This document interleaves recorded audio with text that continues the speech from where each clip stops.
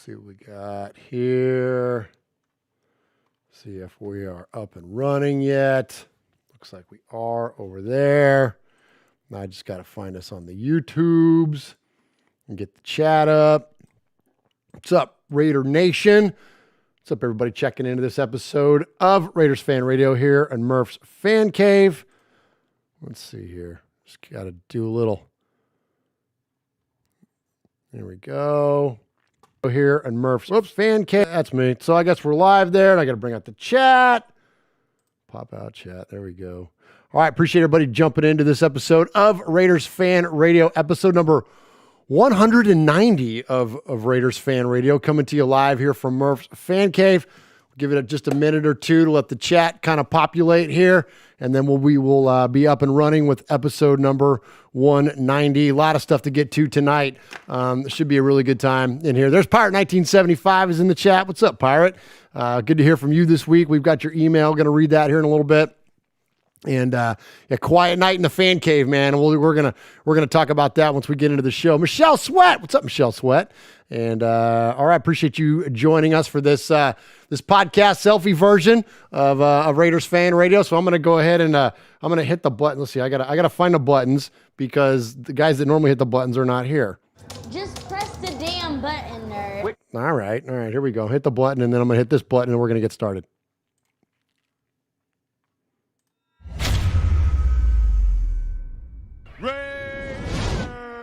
Oakland, LA, Oakland, Vegas, Raider Nation, wherever, forever. You got your old Uncle Mosh and Raiders Fan Radio from Murph's Fan Cave, taking a lighter journey into the dark side.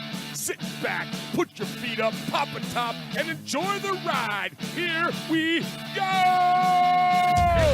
Look left, look right, a leaking pass, touchdown!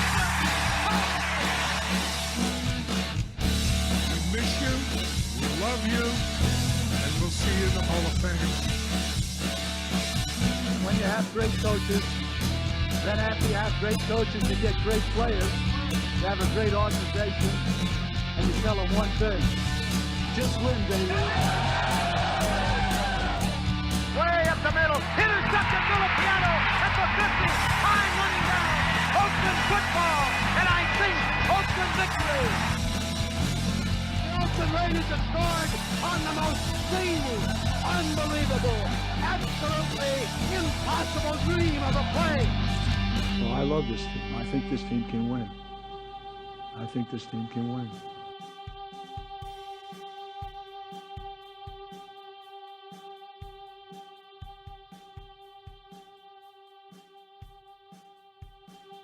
What is up, Raider Nation? Your buddy Murph back once again for what I hope will be a fantastic episode of Raiders Fan Radio, episode number 190 of Raiders Fan Radio here in Murph's Fan Cave. It certainly will be more fantastic than the last, 95 days we have spent in Loserville because the Raiders tanked out another one against the formerly San Diego Dolts, the Chargers. Man, what a bummer, man. What a drag. We're going to get into a lot of it later tonight. We'll all just console. This is where Mosh should be yelling at me. Console one another in this law. That's the thing that sucks about Thursday games. It's like when you lose, right? Because there's like this style. There's like an extra few days of suckage because you got to deal with the team being a loser. And just it's unfortunate that the Raiders did. They tanked out, and we are now officially kind of out of the playoffs. But anyways, I don't want to get too far ahead of myself. My name is Murph. I'll be your host for tonight. I'm the only one here in the fan cave, just me. Like if you know that meme of John Travolta from Pulp Fiction kind of looking around the room, that's me. It's an empty night here in the fan cave. I'll show you here what it looks like. It's just me. But it's the good news is that it's you, it's everybody in the chat room, it's everybody listening, and we have the best chat room in the world. All you got to do is go to youtube.com/Murph's Fan Cave every Wednesday night at 7 Eastern, 4 Pacific, and jump in with the best chat. And already, Kill Jadis, one of our regulars around here, one of our made men, one of the favorites of our show. Lots of folks in there: Full Metal Mexican, Tony Law, Chevy Raider, Alfred Esparza, the Raider Critique, Pirate 1975, Michelle Sweat, Swaggo's best friend, Lee B is in there, Ty, ta-da, Raider from Rosa's in there. But Kill Jadis just dropped us $100 super chat. Kill Jadis, thank you, brother. Thank you so very, very much. That is incredibly generous, incredibly kind of you to do that. Wow, what an amazing gift. And this is look, we never lobby for donations around here, but just know this, that any of the money that we get passes right from us into the One Nation Foundation. And that is a foundation that we founded with Raider Cody that supports 100% Raider charities. And so thank you, Kill Jadis. That is absolutely incredibly generous of you. And man, I'm floored. That is amazing. Thank you. Thank you so very much. So I'm going to kind of start off on a little bit of a down note. It's Christmas season. We're going to have a lot of joyful spirit around here, even though we root for the team that can't freaking make their way into a playoff appearance. And Cousin Sonny's going to join us here in about 30 minutes, which will be a lot of fun. But just at the top of the show, I want to kind of hit something. So here in the fan cave, you see it's completely empty around here. And that's because Uncle Mosh, today is his birthday, which we're going to talk about in a minute. Happy birthday, Uncle Mosh. But my buddy Swag Jeff, my best friend, who sits across from me here at the fan cave desk, can't join us tonight because he's got the COVID. Okay, so he's not here tonight, and he's at home recovering. Him and his wife both have the COVID, and so they are recovering. They are fine. Their symptoms are relatively mild. Headache, sinusy, loss of taste and smell, those sorts of things. So the good news is that, they are relatively well considering it. But they're going to go through the Christmas holiday with this, and it's a big challenge for their family, of course, and being isolated and quarantined and all that. But here's the thing. Jeff had a negative test the Friday before we did this show, and then turned out positive afterwards. So he was positive with it when he sat across from me in this very fan cave a week ago today. And I tell you this whole story because I tell you this, Raider Nation, that as a football viewer, as a television viewer, when I see these guys and girls in the booth and doing these, different sets, then they're at these giant desks and they're 6 feet apart and they got partitions up and all that stuff. I thought that was pretty silly. I'm like, why are you sitting? But you got plexiglass between you? Come on, man. No, really. Jeff and I, if you look at the way that the fan cave is structured, there's a big giant monitor in front of me and cameras and speakers and stuff. And there's really not we can see each other, but it's not really a lot here. That's probably the only reason that I'm sitting here right now I took a test yesterday and it came out negative, but it's because of that. So I say that to say this: wear your mask, socially distance. It's not a joke. We weren't cavalier about it. I'm not, I'm not, please don't make this a political thing. I can't see what's going on in the chat, but it's not it's just it's a real thing. But and I don't feel like we didn't treat it with the respect and that it deserved, and, wore our masks and were diligent about it. But one little thing, there are 3 people really that ever come into my home. That's my boo, Max. That's Jeff, and that's Uncle Mosh. And so, being limited to that, we were still at risk. And it's a big deal because my boo I just mentioned, she's high risk. She got asthma. Well, what if I would have given it to her over that weekend if I had got it from Jeff, right? So take this stuff seriously, Raider Nation. It's not a joke, man. And we're so close. We're right around the corner from a vaccine. And so just be diligent through Christmas. I know it sucks. I know it sucks not getting together with your family. I miss my family too. I miss my best friend. I miss my Uncle Mosh tonight. So it sucks, but we got to do it. And we're getting close. So let's hang out with each other virtually. Let's do this Raider thing every week. Let's jump in here to the chat. Let's do all this stuff, man. And I'm not able to keep up with the chat a ton, but I see some comments in there about folks that have had it. I know Michelle has dealt with it with her family, and it's just, look, man, it ain't no joke at all. So anyways, I'm going to hit a break here so we can kind of hit the reset button, and then we'll jump into this big episode of Raiders Fan Radio coming up. Appreciate you joining us. Stay safe out there, folks, man.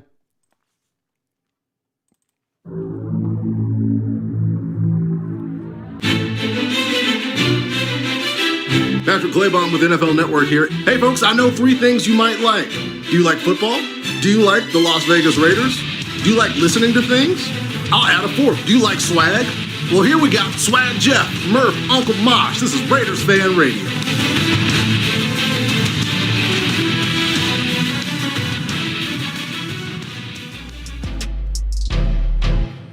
up, everyone? This is Marius Hurst with the Las Vegas Raiders, and you're listening to Raiders Fan Radio with Murph, Mosh, and Swag Jeff. Just win, baby. Thanks.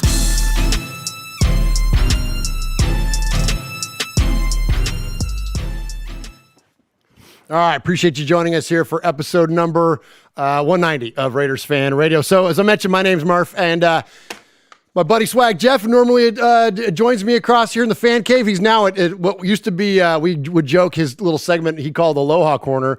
It's now going to be COVID Corner until he returns. So while Jeff is in COVID Corner, he's got to call in some of his segments.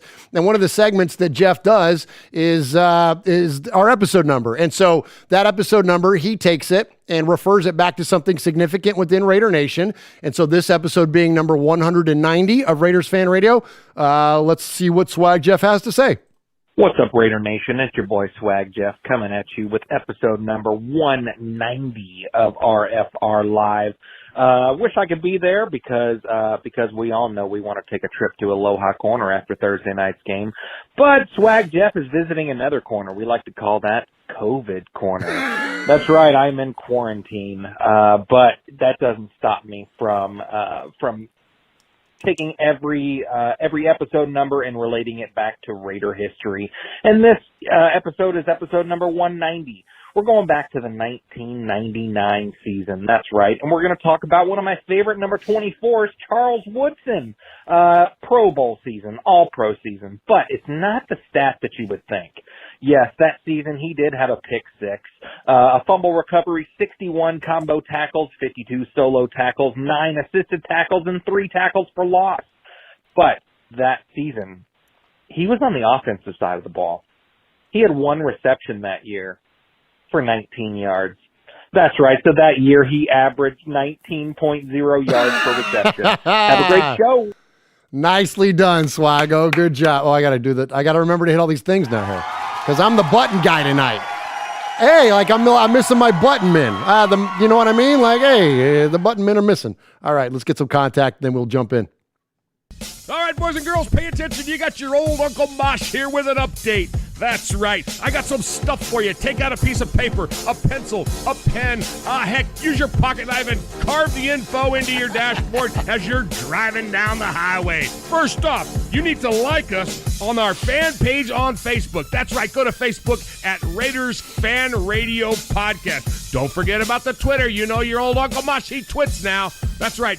Go to at Raiders Fan Radio. Also, don't forget the Instagram at Raiders Fan Radio. Or what about our website? That's right, RaidersFanRadio.com. Heck, if you want to, you can even email us show at RaidersFanRadio.com or call us on the Raiders Fan Radio hotline, 909-345-3346. That's 909-345-3346. Don't forget Merv's Fan Cave on the YouTube, where you can get all the show links like the Fan Club Blitz with Splatterhead and Fitz. Find all our stuff on podcast providers like Stitcher, iTunes, and Google Play. All right, did I hit the time limit? Good. All right, appreciate you. The one and only, the legendary there, the man that does that voiceover is our Uncle Mosh. And he is my Uncle Mosh, my Uncle Mark in real life.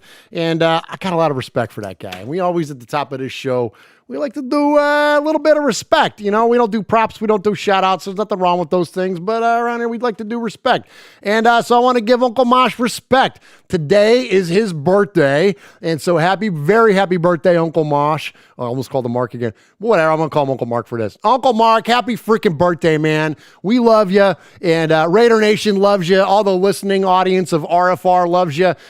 He doesn't do social media anymore. He decided to give it up. And frankly, he's a better man for it, and so all we could be.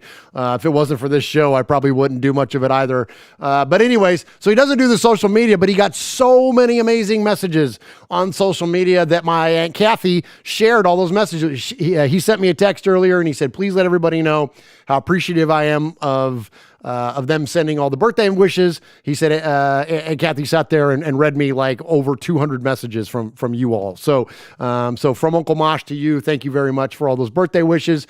And yeah, man, I miss him tonight, but I got a chance to talk to him earlier today. And very happy birthday to you, Uncle Mosh. And so much respect. He is now like, not only now, and has been for a while, he's like the patriarch of our family. Like, he's the man. Like, he's the guy. He sits at the head of the table, if you know what I mean. So it was so good stuff there from him as always, and we'll be endlessly thankful to him for the contribution that he has given to Raiders Fan Radio. When Cousin Sonny couldn't stop having kids and had to kind of retire from the show, Uncle Mosh stepped right on in like it was nothing, and didn't even just took over and has been an amazing co-host since then. And it's been awesome. And our show has gone to just heights that we didn't frankly even expect it. And so much of that is because of Uncle Mosh and his work and dedication to what we do around here. So thank you, Mosh. All right.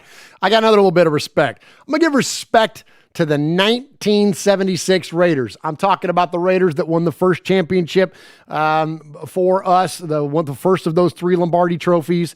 Let's go back to December 26th. So when we play against Miami this Saturday, that will then be the I don't do math, 48-year anniversary of the day that we beat the Pittsburgh Steelers after appearing in 4 straight AFC championship games. The Raiders finally take out the Pittsburgh Steelers to make their first appearance against the Minnesota Vikings in Pasadena at the Rose Bowl. So let's check in and hear the call for those 76 Raiders. And these are all the Raiders you know and love, man. This is Stabler, and it's Biletnikoff, and it's Van Egan, and it's Shell, and it's Upshaw, and it's big fella Dave Vella, it's Dalby, it's Beeler, it's Tatum, Atkinson, Thomas, Branch. Who am I missing? I'm missing people. It's all of them. It's amazing, right? This roster was incredible. Matuzak, you go on and on and on. But let's check in and hear the call from Bill King and NFL Films. What's up, Raider Nation? It's your boy that's Swag not Jeff that. coming at you with episode 9. See what happens when I got to push the buttons? Okay, here we go. This is it, and it's Bill King and John Facenda, by the way. The guy, you'll recognize the voice. He's the guy that does the Autumn Wind. Against Pittsburgh, Ray Guy was fearlessly protected. The Steeler punter was not, and you begin partial block set up a Raider field goal. Then the defense rose up tall. Stallworth to the left, out to the right is Swan, split backs. Back goes Bradshaw. He's got time to throw, a lot of time. He fires one that Fuqua can't hold. It is intercepted by Hall. Hall is up from the 25 to the 20 to the 10. He's being run out of bounds on the 3-yard line. Behind devastating blocking, Clarence Davis put the determined Raiders ahead 10-0. The Oakland defense played with controlled fury. Growing stronger, tougher, every play was a challenge to be met and conquered. Raider execution and emotion were at a level Pittsburgh found unstoppable.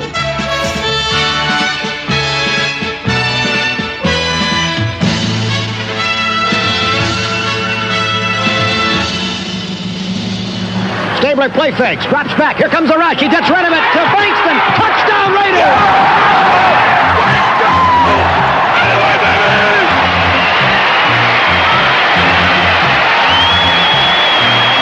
With Pittsburgh's league-leading defense on the ropes, Coach Madden went for the clincher, ensuring the Raiders' Super Bowl date with destiny.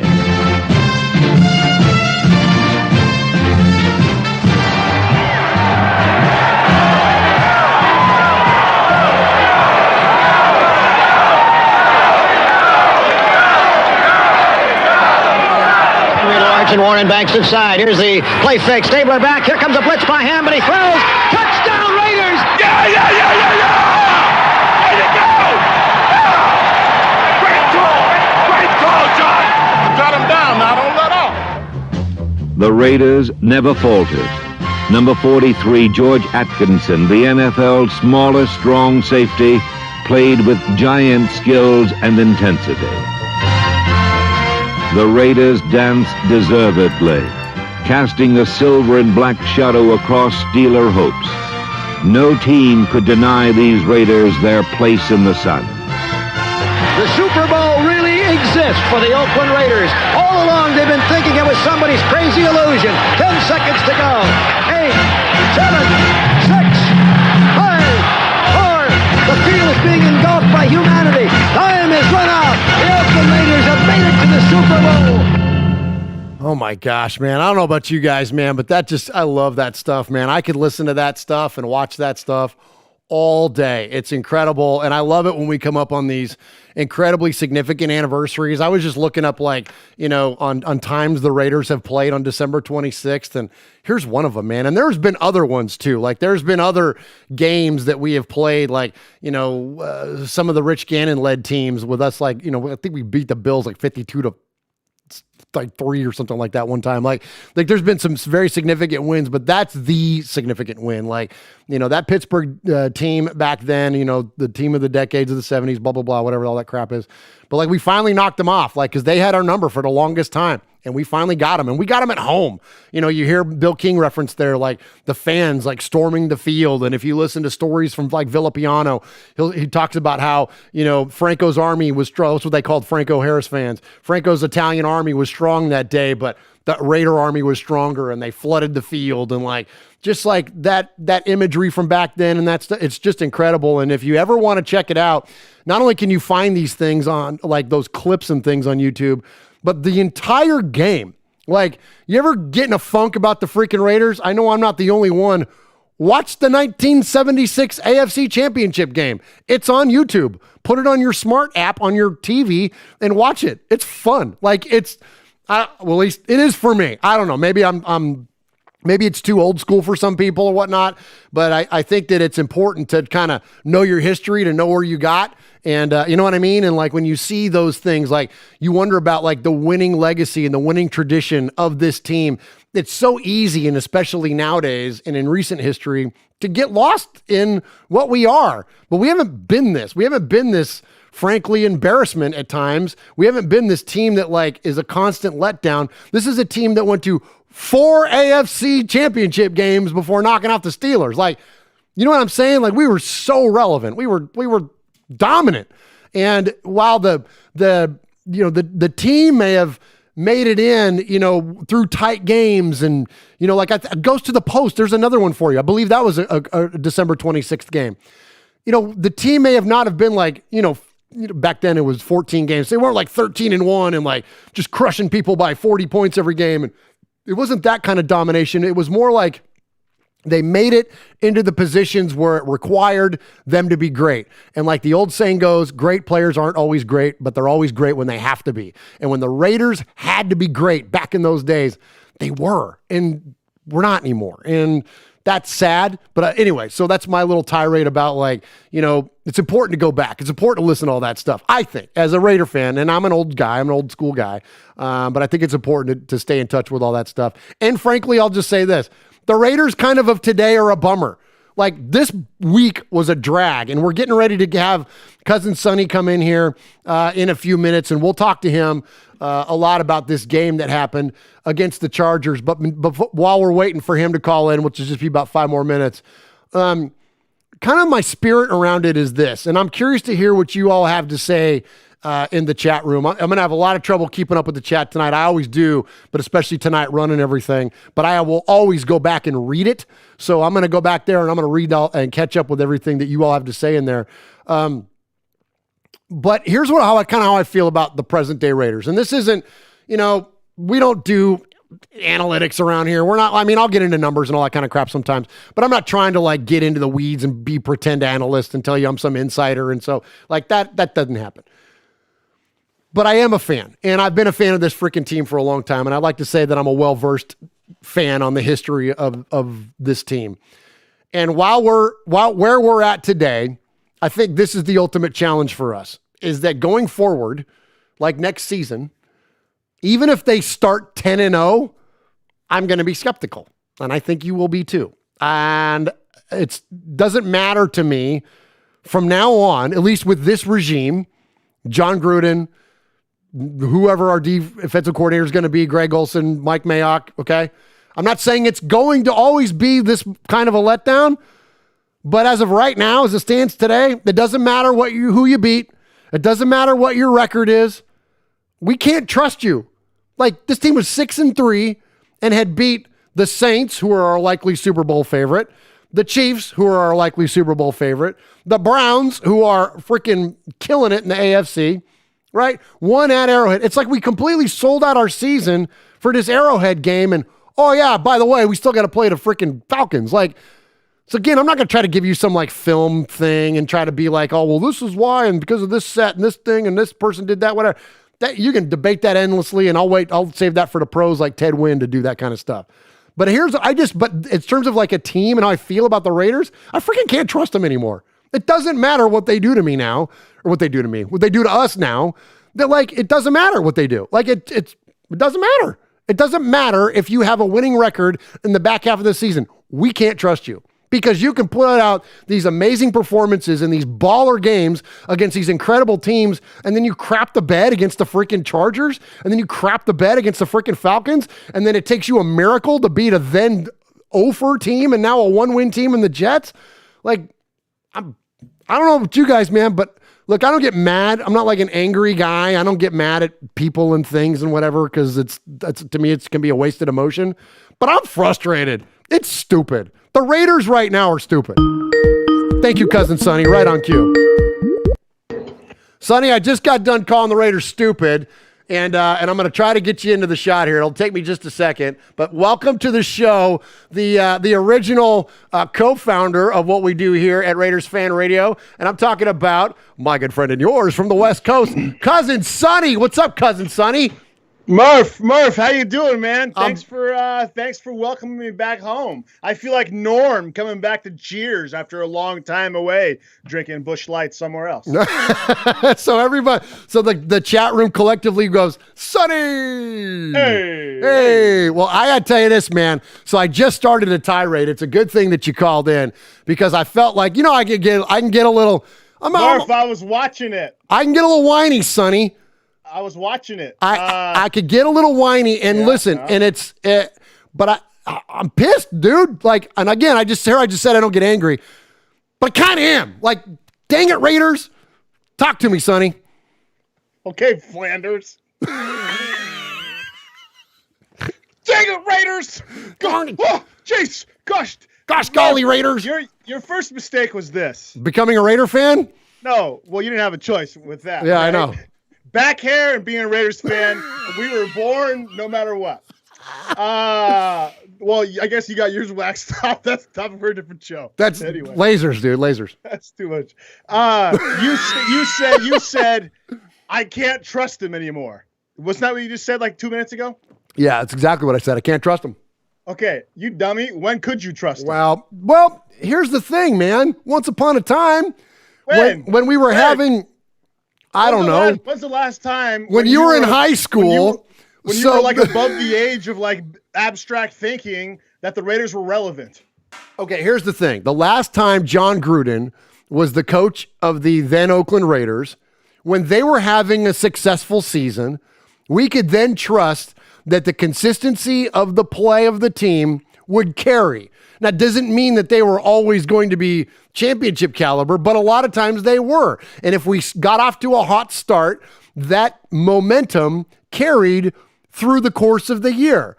And so I'm shocked that now here it is 2 years in a row under John Gruden, that now we've started off with this momentum and then fell off a cliff. Like, I just don't understand how you can be so highly competitive against such good teams and then dump against bad football teams.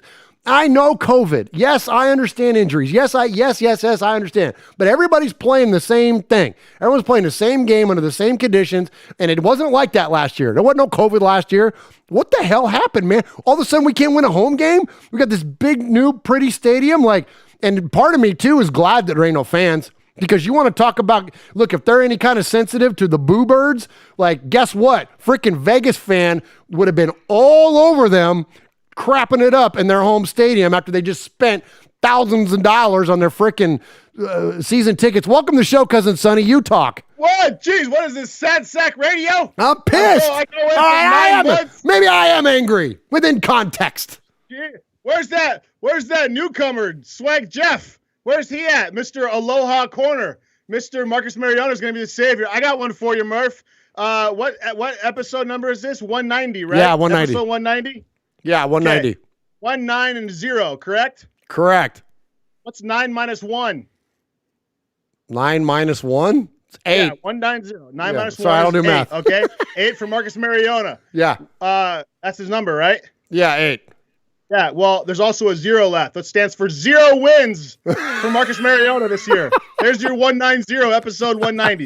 Anyway, Murph, here's where I'm at with the whole thing. If our defense was 5, 10 steps up the rank, if they were like the 16th best or 17th best defense in the league, what do you think our record would be right now? Oh, my gosh. Well, it would certainly be a winning one. What do you think it would be? I mean, if you had to look at the games. Okay, with 2 games left. All right, so, I think we could be a 10-4 squad. Okay. So why is everybody up in arms? The offense is good. Because how come we can handle the best offense in all of football and the freaking Chiefs, and then we can't handle Justin Herbert?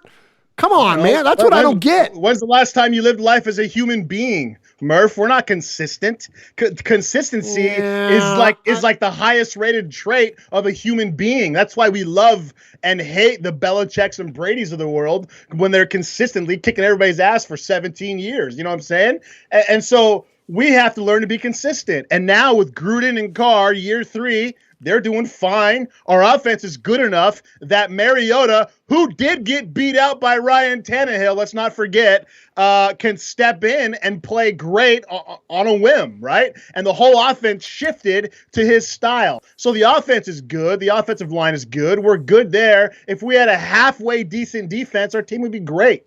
And so I'm not as concerned as everybody, I'm not jumping off the ledge, so to say. Now, have we whiffed on some draft picks? I agree. Do I agree with Q on his favorite guy, Cleveland Farrell, whatever his name is? We whiffed on him for sure. But if we could just shore up a couple different things on defense, dude, our team we'd be right in the mix, man. We could hang with anybody, dude. Yeah, but we're not. But we're not hanging with anybody. No, we're not. We can't even hang with the worst teams in football. And that's the part that and that's what I don't understand. And I hear you, man, on consistency. Like, I get it. And if the Falcons game was an anomaly and they snap right back and take care of it, then fine. I get it. They're going to have letdowns.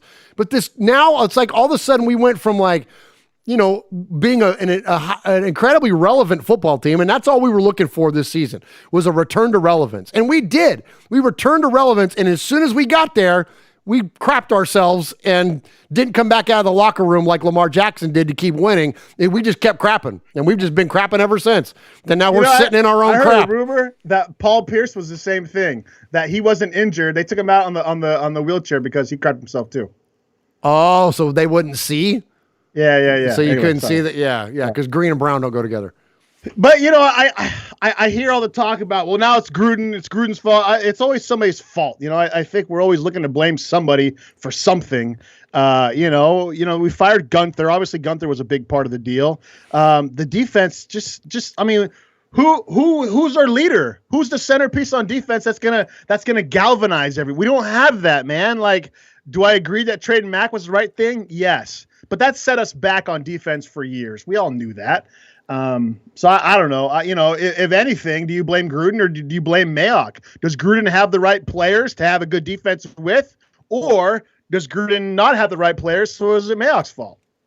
All right. I got to say at this point, Gruden's got to start taking this on the nose, man. And listen, this is going to if I'm sad sacking, I'm sad sacking. And Mosh might be yelling at me right now, tell me to knock it off, but well, he ain't here. He ain't here. And here's the truth, man. Here is the absolute truth of this team. And this is where, yes, Paul Gunther was at fault. But if Paul Gunther was at fault because Gruden left him in position for too long, which there's a lot of talk in the chat room tonight. And first off, before I move on, Ryan Miller with the $5 donation in there. Thank you very much, Ryan Miller. Appreciate that super chat. Nice, Ryan Miller. Absolutely. 100% of that goes to One Nation Foundation. You rock, dude. Thank you. He says, Merry Christmas, Murph, Swag Mosh, and all of Raider Nation. We're going to be fine in the long run. Hey, it's not Lane Kiffin and Jamarcus Russell problems. Mm-hmm. That's true. All right. So appreciate you, Ryan Miller.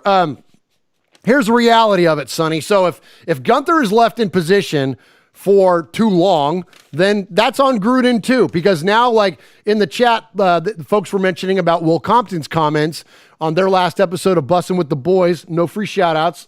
Murph, Swag, Jeff, and who's the third guy? But Will on Bussin' with the Boys was talking about Gunther and about how he might have lost the locker room and they might have been put into some confusing situations last year when Compton was in there, and about how like the playbook was so huge and they would only like install like a handful of plays and then they'd get into game situations and he'd be calling plays they hadn't run yet.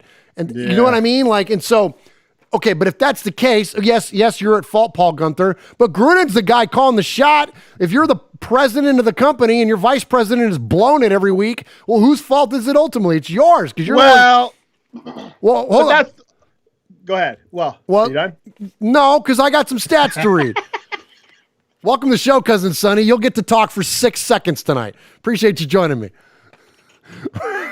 This is awesome. Keep going. I invited you to the show so I could yell at you. Hey, I get paid to get yelled at all day long. That's good. Okay. All right. So here's the reality of John Gruden, and then I'm gonna turn this all over to holy crap, dude. Are you looking at our chat room? Yeah. Did somebody just donate that much money? Oh my gosh. Did somebody just donate that much money? Somebody just donated that much money. Oh my God. Okay. Pirate 1975. Thank you for the $4.99 donation. We appreciate you, Pirate 1975. And just above that, Jesse Perkins. Thank you, Jesse Perkins. He just donated $200. Freaking $200. That is, I'm here I am with all these words. I'm speechless. That is, hey, what a blessing. That is amazing. Thank you. Thank you. You know, Murph, I'm just going to say it. You probably should have me on more often, bro. That's all I'm going to say. When's the last time Swag Jeff pulled in $200, huh? Swag Jeff cost me $200 every week. Yeah. Oh my gosh, Jesse, thank you so much. That's awesome, Jesse. Awesome. 100% of that is going to go to the One Nation Foundation, as you know, and that supports the Bolitnikoff Foundation. That's going to support the Stabler XO Foundation, Greater Youth Sports Association.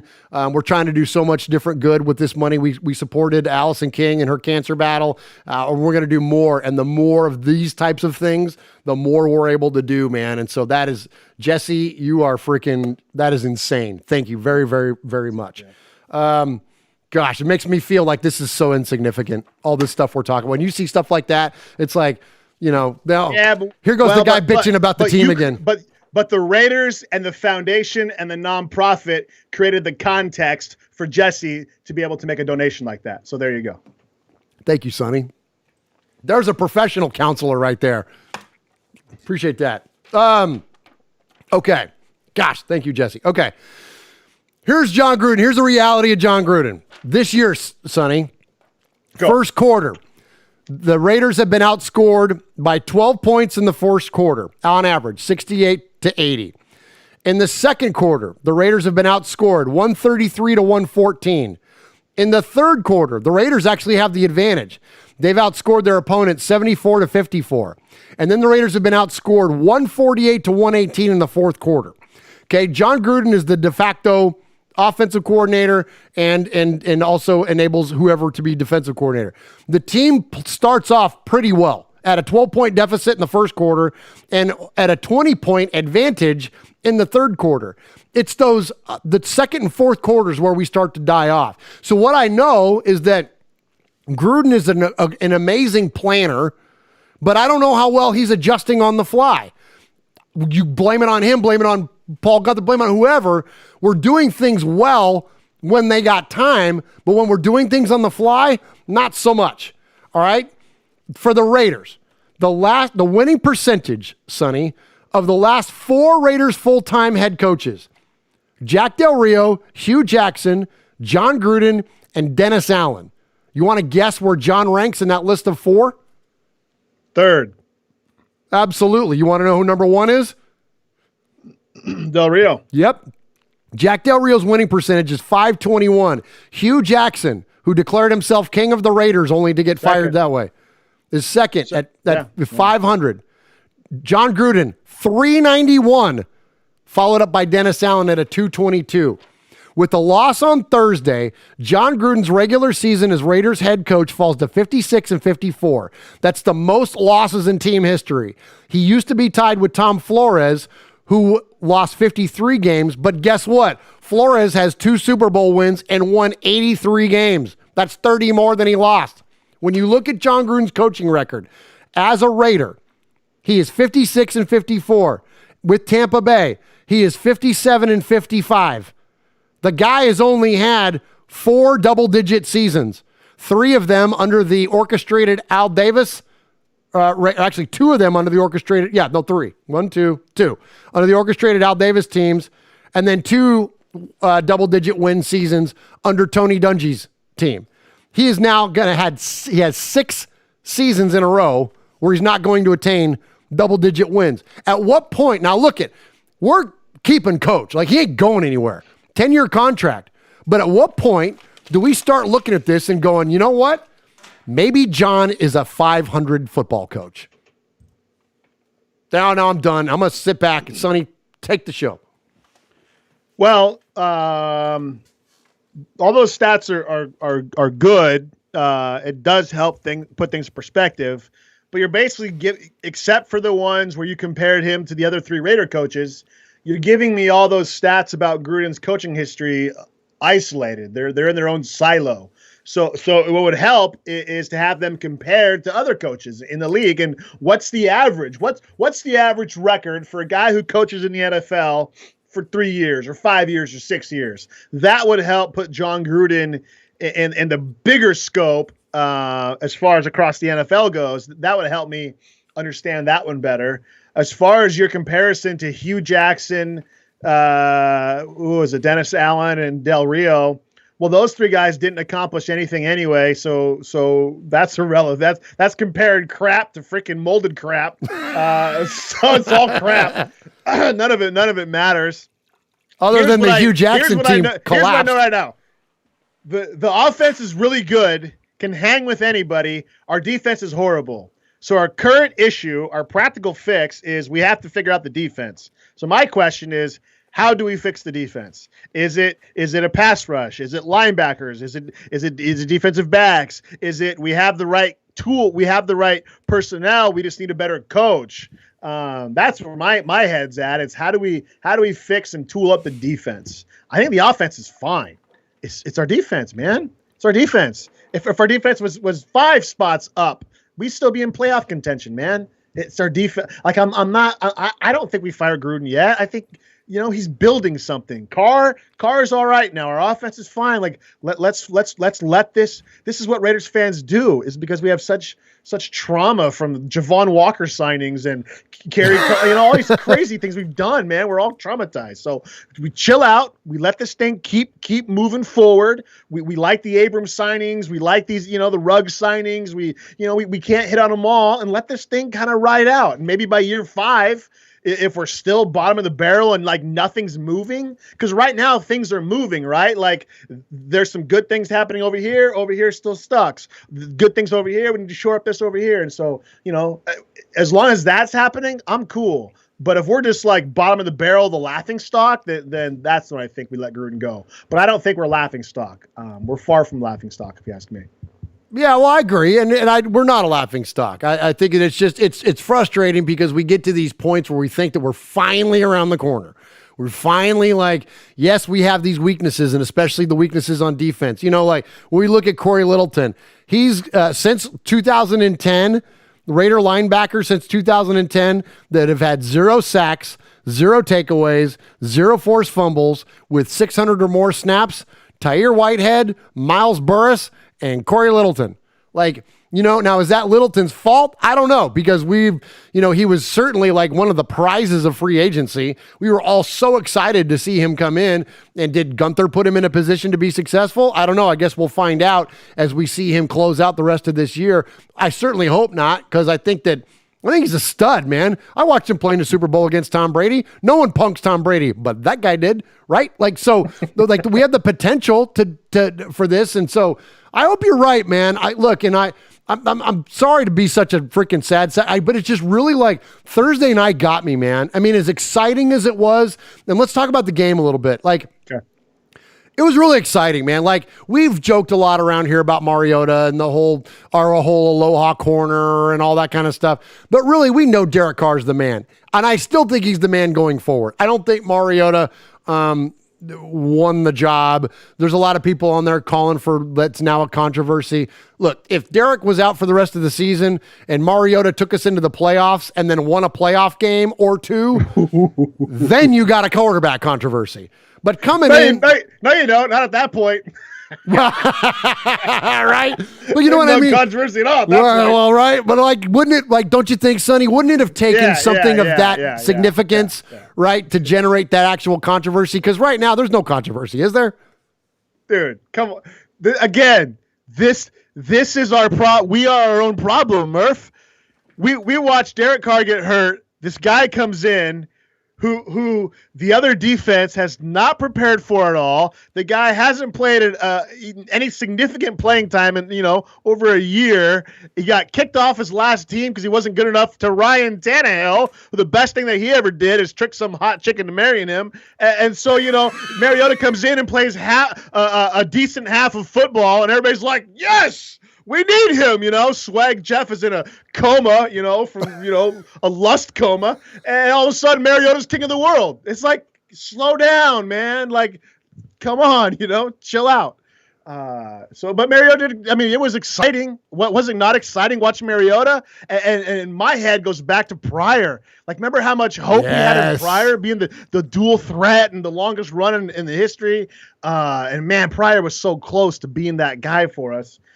Maybe Mariota could be the guy. Who knows? But what I do know is that Carr beat Mariota in camp in front of all the coaches over an extended period of time. And he did that for a reason, and he's a starter for a reason. So I'm not going to say let's go Mariota right away. But I think if he comes in and wins the next 2 games for us, then we're talking. Then we're talking for sure.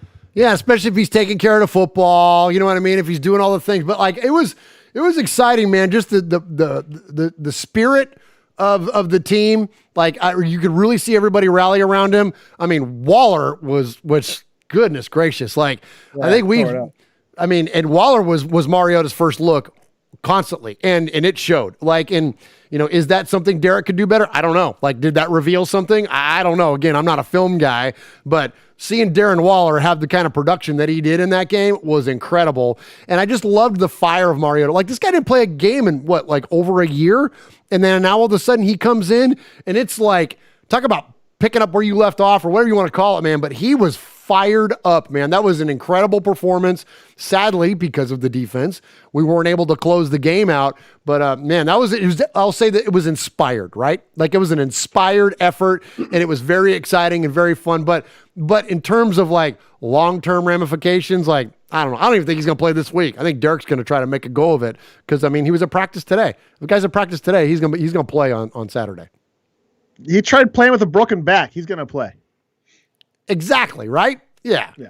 This is the guy that blew up his pinky and then frickin', came running out. I loved your quote. Remember that when you were like, what did you say back then when Carr came running out of the locker room?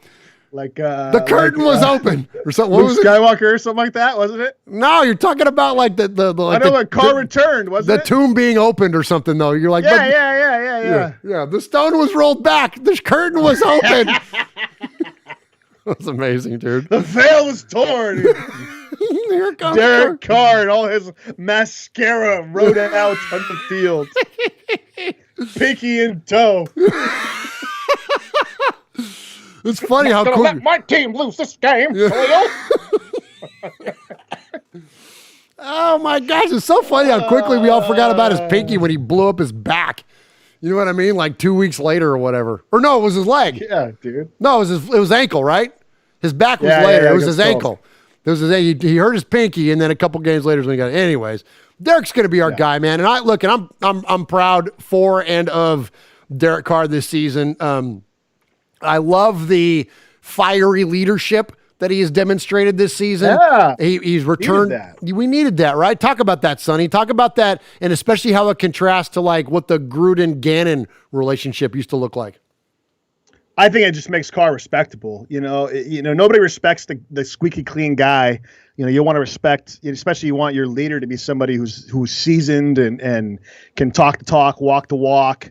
You're in a dark alley, can protect you. And Derek Carr was just never that guy. But I think this year he kind of got a little bit of the dark side of him, a little bit, Murph. I don't know where it came from, but I think it's been a good thing because you can't really lead a football team if you can't say a cuss word. I mean, it's a man's game. You got to have some cojones to you, And he just always seemed like he didn't have that about him. And so it's neat to see this spark in him, which again to me just brings it back to the defense. If we and the sad thing, Murph, our good buddy Josh DeBow, isn't that his name, right? Josh DeBow. Yeah. Garrett Carr's best friend, right? Yeah. He whatever. Josh he posted something. I think you posted it too. Our defense improved this year by 3 spots, Murph. We went from 32nd in the league last year to 29th in the league this year. Oh my gosh, we're so good in a couple categories. So again, it's just if our defense was halfway better, man, not even halfway, a quarter way better, we'd be in the mix. Absolutely, that's a good point, man. So all right, so I know this is where Mosh will be talking about keeping the faith. I love to hear this about because, look, Sonny, you've garnered a bit of a reputation at times about beating up on the team a little bit. I'm kind of nice. It's kind of nice to hear this other side of it, especially when I'm over here trying to be the sad sack. You're like, no, man, it really isn't that bad. So, all right, so we got this game against Miami, right? They're kind of the up-and-comer. There's always a team every year that no one expects and then jumps up. Like Cleveland jumped up this year, right? Like we knew they were going to be good, but everybody kind of with the amount of talent they had on that team, they were almost like an expected contender, right? But no one expected Miami. This is a team that started off the season with Ryan Fitzpatrick. Now Tua comes in and is carrying all the momentum plus, and they got a defense. They're legit, man. So what do you think? What's our outlook here? I mean, our playoff chances are 5%. So, I mean, our season's pretty much over, right? Now we're going to lock into that time of year where we find other stories and things to root for. But before I get into that, let me ask you about this. What do you think about the game coming up this week? Do we see additional fire? What do we see? Do we see them trying new things? Because now that everything's on the line, what do you expect? Do they have the best defense in football? Miami? Yeah. I don't know. Good call. Their chat room will know. In think terms of yardage rankings and stuff, or what? The best defense in all of football. At least points wise. Looks like they give up 18.4 points a game. And I think that's the lowest. That would, yeah, we know they're playing well. I mean, they're playing. Yeah. Lencho says, yeah. Thanks, Lencho. Okay. But they only scored 25 points a game. We'll give up probably 30. So if we can score 30 points, we'll win. But, that's every game this year. Do I think we can score 30 points against them? Can we put up 12 extra points against what they're already averaging is the question. The Chiefs put up 27 points against them. The Patriots put up 12. The Chargers put up 21. The Cardinals put up 31. The Rams put up 17. So just to give you an idea of what other team, the Seahawks put up 31. The Bills put up 31. So, you can put up some points, but not a lot of teams have put up that many points against them. So, well, we know their run defense is good, right? All right, that's good stuff there, man. So we know the run defense is good. So they're going to, it's going to be dependent on Derek or Marcus or whoever. And we know we can throw the ball. We'll see Henry Ruggs have an explosive game. We're kind of waiting for that big breakout game for him. He's had some pretty good performances, but we're looking for the big one from him. So who knows? Maybe we'll see it. But I would say this, Sonny. Now at this point, as a fan, we got 2 games left. We only got 2 of these things left. And then we're done. Yeah. And then we got to go into the off season. So whoa. We're not done. What do you mean we're not done? There's hope. There's a chance. All right. Yeah. Chance. A chance. Hey, I got married, okay? Never let that escape your mind. If you ever want to remember how much hope you should have in life, a guy like me got married. Okay? You got hope. To someone who will just say you outkicked your coverage. To a saint. To a saint. A pretty saint. Like, you know what I mean? Like, yeah. What is we're she good. doing? We have a chance, Murph. We have a chance. There's a chance. All right, so despite that 1 to 5% chance that we have to make the playoffs, this is the kind of time of year where, I just appreciate the fact that we got 2 games left before we get in the offseason. It becomes draft season, right? So just appreciate the fact we get to see the Raiders on TV, because by the time we get to like mid-July and we're all jonesing for football, we're going to be missing times like this. So just lock into that. Yes. We can't get together, but join up with each other virtually, celebrate the Raiders, celebrate, Raider fandom. But then also, like, I'm going to ask you this, Sonny. I tend to lock into, like, okay, because I'm an NFL fan. Yes, clearly, obviously a Raider fan first and foremost, but, like, I love the NFL. And so I start to look at, like, okay, what are some of the other storylines that could have a chance to play out? Like, there's a Titans-Green Bay game this weekend. Like, that's going to be a fascinating matchup to see that team against, playing against Aaron Rodgers and whatnot. So, the way Derrick Henry is just freaking wrecking people. But in terms of like Super Bowl matchups, what are you thinking? Like, it would be pretty cool to see like Aaron Rodgers, like the previous phenom versus the current phenom of Patrick Mahomes, to see like Ben Roethlisberger versus Drew Brees, or to see Rodgers, Roethlisberger again. Like, there's some pretty compelling matchups that could form here. We could see Brady Roethlisberger for the first time in the Super Bowl, right? Like, there's some cool stuff. What are you thinking in terms of like storyline now that the Raiders aren't part of it? What's something you're kind of hoping to see as a fan?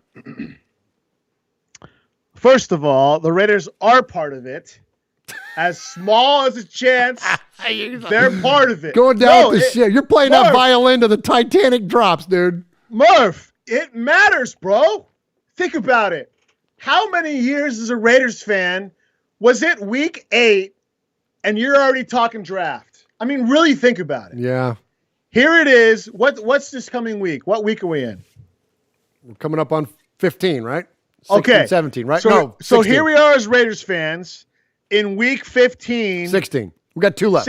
16. Yeah, no more. Now, I know it's a small chance, but up until this week, we were 3/4 of the way into the season with playoff hopes. We still have a small chance of making it. Sometimes you have to measure progress and not perfection, right? And Raiders we're moving the needle. So let's keep that in mind, man. But that said, I'm a dark mother effer, Murph. When the Raiders are out, I root for their rivals to lose. Period. And once they're all out, then I can all right, I just want to enjoy the Super Bowl. I don't really care at that point. So last year when it was Chiefs Niners, dude, that was little. I wish I could cuss right now. This is the most appropriate timing ever for a cuss word is right now to talk about that Super Bowl. It was the worst. It was the worst thing. I almost didn't even watch Super Bowl. So I just always root for the people I hate to be out. So Roethlisberger, nope, don't want him in there. Mahomes, nope, don't want him in there. And I just worked my way down the list. Brady, gone. Yeah. So Aaron Rodgers, okay, I'll watch him. That's about it. So so best case scenario for Raider fan might be like, well, listen, like we love Will Compton, right? So I'll root for the boy.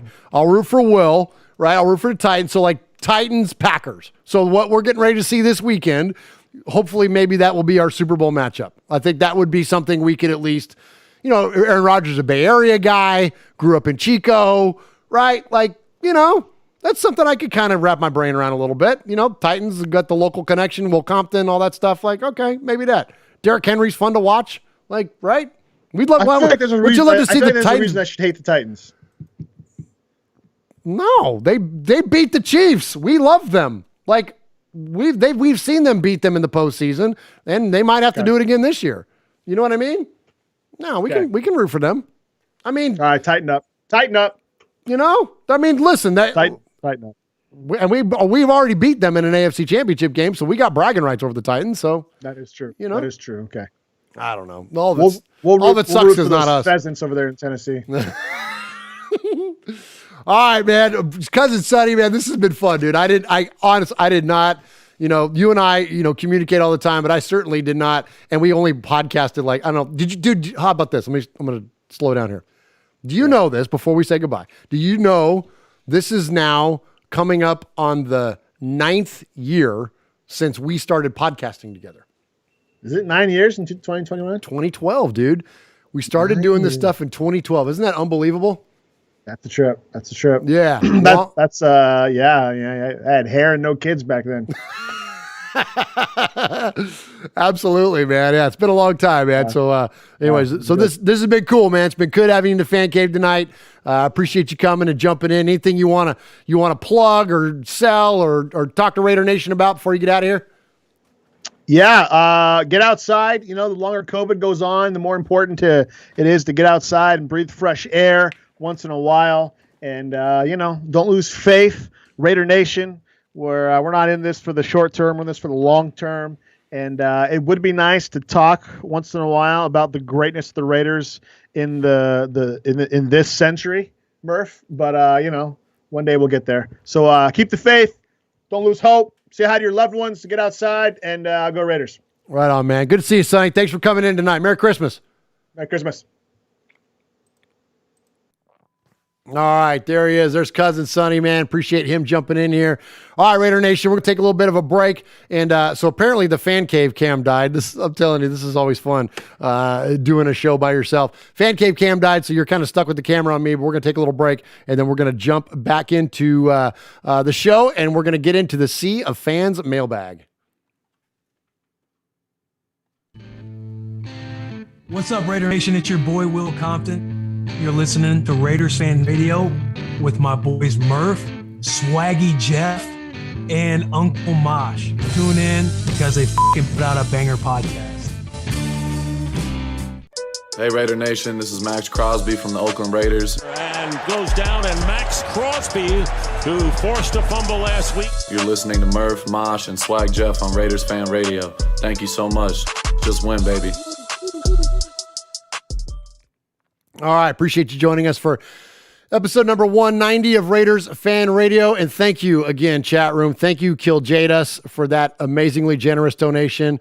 Thank you, Jesse Perkins, for that amazingly generous donation. Y'all rock, man. This Raider Nation family and this RFR family that is in this community that comes together every week is impressive. And thank you all so much. Thank you for all of you that are tonight in the chat room. And listen, as much as we love and appreciate those monetary donations, you can always just support our show by going to Murph's Fan Cave on the YouTubes, liking the videos, hit that subscribe button. If you're an audio listener, then subscribe, rate, review, all that good stuff. And please help us that way, because that helps us get, obviously the show more popular, and that comes with advertising opportunities, and all that equals money for the foundation, where it all 100% goes. So thank you all so very, very much. So Kiljadis is in there. Jesse Perkins is in there. Fierce Raider, Michelle Sweat, The Big Easy, Fierce Raider 88, Raider Born Rico. Love Rico, man. We're going to hear from you in a minute in the Sea of Fans mailbag. Lencho, Full Metal Mexican, Raider Flash is in there. Raider Roo is all fired up about some of the firings, and I love it how I forgot what he said, something about 190 in there. Something about like the Raiders suck 190% or something like that. That was pretty funny. Running Bear from Tulare is in there. Pirate 1975, Lee B is in there. And so we appreciate all of you. And I think we got another guest gonna join me tonight in the fan cave. Vinnie, you want to come in and read some emails? Sure. Okay. Oh my God, my son Vinny's coming in here, man. This is gonna be cool. All right, so come on in here, get a spot there. Let's see if I can get this to turn on there for you. All right. So, yeah, let's get this off of there. How cool is this? Right on, man. Perfect timing, Vin. Thank you for coming into Fan Cave. Of course. Okay, let me see if we get your microphone on. Okay, talking to that mic. Hello. Okay, talk again. Hello. There you go. Talk loud. Hello. Hey. Who you gotta be all screaming over there? All right. Hey, welcome to Raiders Fan Radio. My youngest son, crowd favorite, Vinnie Vanucci. What's up, Vinnie? What's up? How you doing? I'm doing good, buddy. How are you? Doing pretty good. Okay, let me get your camera. Let me see. I won't ask you to adjust Uncle Mosh's chair because he'll yell at you. So I'll just do that. I'll just tilt it down towards you. Okay. Thank you, buddy. Thanks for coming in. You're going to help me with some emails? Yeah, totally. Okay, right on, man. So let's get into the Sea of Fans mailbag. Did I play that yet? No, I didn't play that yet. So I'm going to play the Sea of Fans music. See, I'm trying to do everything, Vin. I'm trying to produce the show, host the show, like talk to the chat room, all this stuff at the same time. Where's Mosh today? Mosh is at home. It's his birthday. Him and KP are hanging out. Yeah. We got to talk right into that microphone. Get loud. All right. Hey. There you go. Perfect. All right, you ready for this? Let's hit the Sea of Fans. Okay.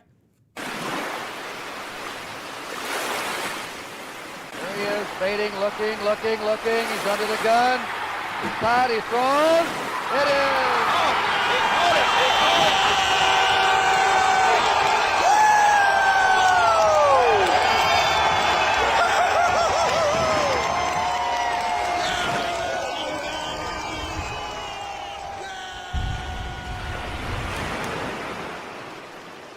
All right, I think. Oop, there we go. Oop, geez, oh, caramba.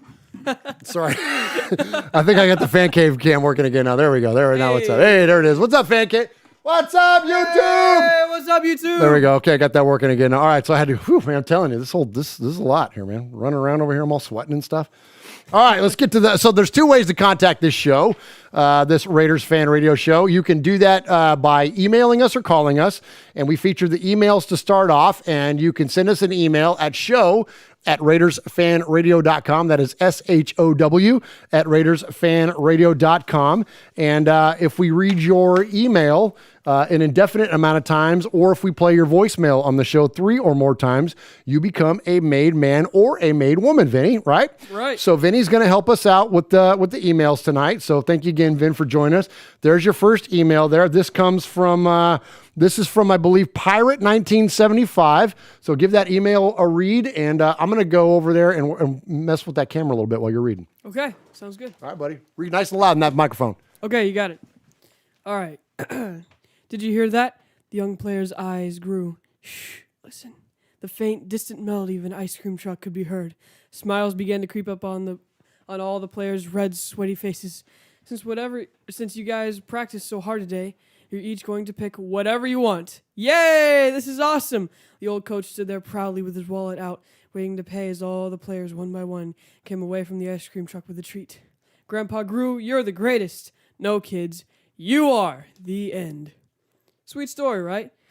Stuff of dreams are made of. Well, we ain't no effing dreams. We're into nightmares. This whole celebrity Grandpa Gruden has got to stop. Where is the young, hungry, ready to prove himself coach we all once loved? Where is Chucky? You all want to know where Chucky is? He does not exist anymore. Unfortunately, we all got Chuckles, a reformed, older, sweet version of the once terrifying head coach we had all come to love.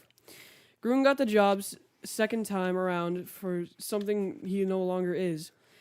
Offensive guru, QB whisperer. I'll give it to you maybe. But these guys, even young players, ain't scared to screw up over and over and over because Grandpa Gru doesn't have that fire and hunger anymore. Go ahead, keep going. All right. Nice and loud. All right. I don't see urgency. I don't see fear. And I get sick to my stomach every time we see Gruden says he's proud of the effort. What effort? What is there to be proud of being blown out by losing teams? How many years are we going to put up with this Raider Nation? I'm tired of celebrating only the small moments. Yay, we beat the Saints. Where are the Saints right now? Yay, we won an Arrowhead and circled the stadium. Where are the Chiefs now? And personally, I loved his latest press conference when he said he's going to try to make it this winning season. Winning season? I don't know what the answer is. I do know we deserve better as fans. We can all blame COVID and injuries, but we can also but so can all the other teams that are in the playoffs. I mean, come on. Cleveland is there for Christ's sake. Let's face reality. Gruden will probably never see a hot seat, but I'm not proud of much anything I've seen since he's been back. He got the job based on what he's done. He's filthy rich now and has nothing to prove anymore.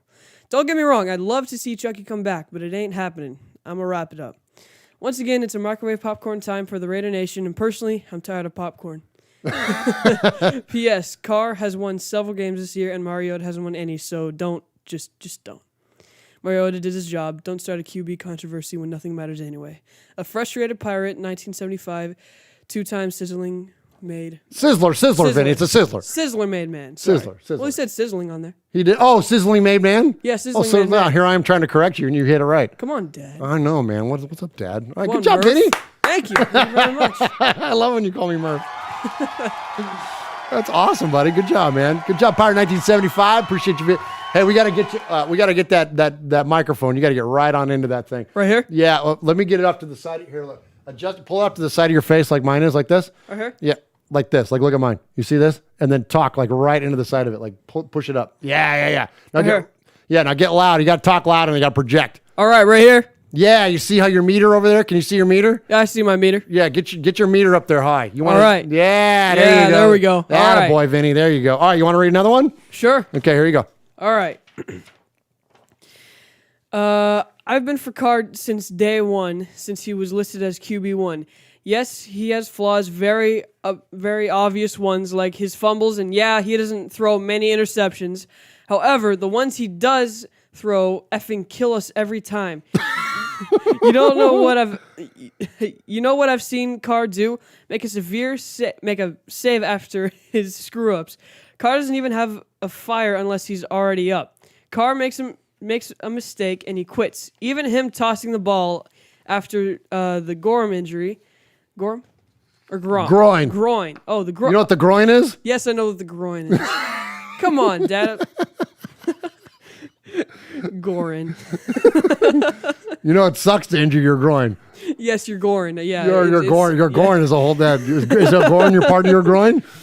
Huh? Is the like I don't know what you said. the groin's like the outside part of your groin Yeah. or what? Yeah. Okay. Sure, yeah, the Gorin.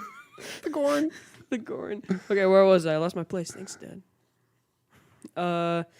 Let's see. Sign of image. Okay. No, I don't expect Grime to take off and up the field still, but throw the effing ball toward he carries the crap out of bounds. There's a lot of cuss words in there. That's okay. Yeah, you can skip them. That's For fine. 5-yard loss. He could have went straight out or even tossed it. Carr is not willing to do anything for the team. Adam breaks his collarbone and says, F it, I'll hit him with the other shoulder. Mariota may or may not be more accurate, but when are you going to see Carr tear up the field and take a defender out for some extra yards? I know that isn't Carr's game, but honestly, what the F is this guy? He claims to have the Mamba mentality, but he's not, and he never has been a playmaker. And Gruden / Mayock know that I think. Yep. Listen to how they talk about certain players. It's he's our guy, he's our key defense, etc. With Carr, it's never he's our guy. It's he's a franchise QB, never our franchise QB. And they never give Carr praise. It's always we need more when they talk about Mariota. It's all positive, even saying he provides a spark this offense is missing. I think after this last game, Carr's on the bench in training camp is a death fight, and I think he doesn't start. They're gonna move him before they let anyone know. It'll be a Mac move right before the team starts up again. The only thing I saw wrong with Mariota's was the timing being off to Zay, which can be fixed with timing. I want to see what Mariota can do with Ruggs on the field before I make my personal decision, which doesn't mean crap, but if he finds Ruggs when Carr isn't definitely over, Raider Craven. Nice. Craven? Probably Craven, yeah. Craven, All right, okay. Nice. Good job, Raider Craven. Thanks. All right, man. Good stuff there. All right, Vinny, I got one more. I'm going to read this one, though. Okay, Thank you for stepping in, Vin. Of course. You rock, dude.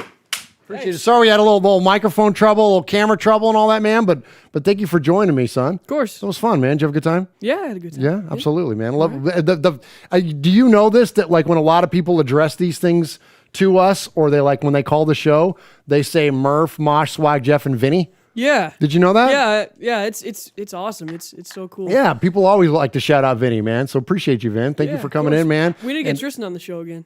I know Tristan does it well. He's the voice of Lil Murph, though. That's true. Yeah, That's true. he's the voice of Lil Murph, which you know we haven't featured Lil Murph in a hot minute. We need to do that. Yeah, you guys need to do another Yeah, Lil man, Murph. absolutely. All right, you want to tell Raider Nation what you want for Christmas? What I want for Christmas is so I know there's like a very, very small chance we're gonna make it to the playoffs. We're probably not, but my wish for Raider Nation, my Christmas wish is that we just keep our spirits up and that, even if we win, even if we lose, even if we tie, we are Raiders till we die. Boom! Ah, son! That's why you're my kid. Ah, that's the best. I love you. Good job, buddy. Good job. Thank you, man. You're welcome. All right. Absolutely. Well, there's Vinnie, man. Right on, man. Good job, son. Gosh, got me all verklempt. You know how you have those moments as a parent when you're proudest? That's up there. Good job, buddy. All right, here we go. One more email before we get to the calls. Evening, fellas. Hope all is well.